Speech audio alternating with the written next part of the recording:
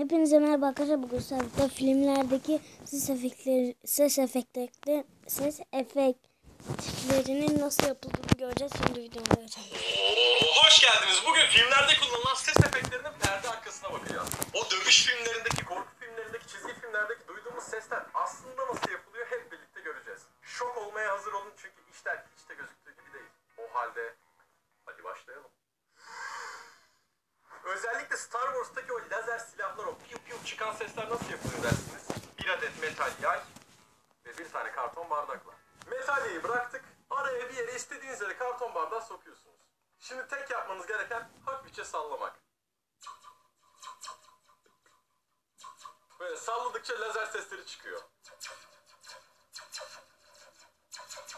Çizgi filmlerde karakterler böyle yalpaladığında, başı döndüğünde kafasına kuşlar uçuşur biliyorsunuz. Orada çıkan bir ses var, hepimizin aşina olduğu. O sesi bir adet balon ve şöyle minicik bir boncukla yapıyorlar.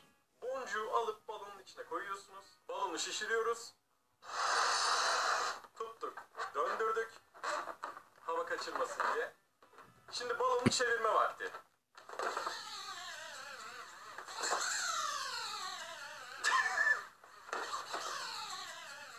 Özellikle araba ile ilgili filmleri sevenlere şu iki arkadaşımızı tanıtmak istiyorum. Kutu içecek ve sıcak su torbası. Kutu içecekle araba sesi yapıyorlar, sıcak su torbasıyla da fren sesi. Nasıl mı? Kutu içeceğimizi aldık, tam ortadan değil ortanın biraz üstünden bastırıyorsunuz. Şu hale alması lazım. Şimdi olabildiğince içine rrr diye bastırarak bağırıyorsunuz. Rrr diye.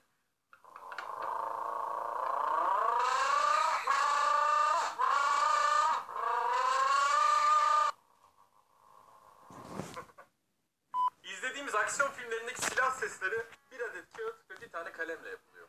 Yapımı da çok basit. Kalemi kağıda vuruyorsunuz. Oha.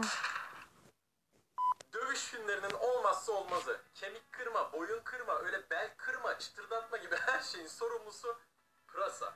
Bakın mesela. Pırasa mı? Bak. Oha. Geldik hepimizin canını dondurma çektiren o efsanevi Magnum reklamındaki o kıtır sesi. Bu bir salatalık mucizesi aslında. Geliyor. Aynı. Aynısı. Ya. Bildiğimiz hıyar. Kandırıldık. Bakın görünce ben de inanamadım ama yağmur sesini sucuk pişirerek elde edeceğiz. Oha. Aa.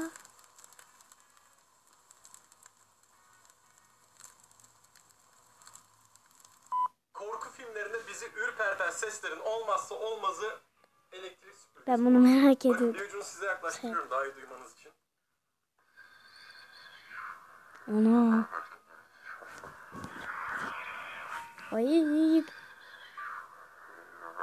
Karda yürüme efekti için bir tane paketin içerisine mısır nişastası koyuyorsunuz ve senkron bir şekilde sanki yürürmüş gibi ellerinizde sıkıyorsunuz. Aynı işlevi görüyor, aynı ses çıkartıyor.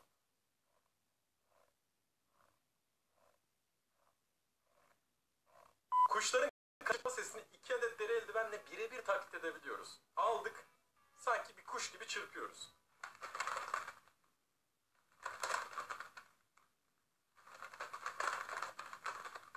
Atların ayak seslerini gidip kaydetmek yerine çok daha pratik bir yöntem bulmuşlar. Hindistan cevizi kabukları.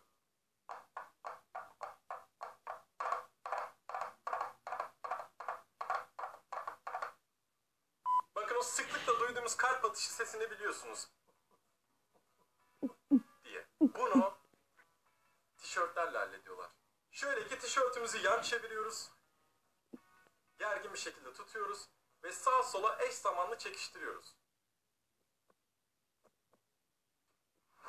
Ya demek ki neymiş öyle duyduğumuz her sese inanmayacakmışız. Bundan sonra film izlerken beni hatırlamayı unutmayın. O halde videoyu beğendiyseniz aşağıdan beğenmeyi, kanala abone olmayı ve yorum bırakmayı unutmayın.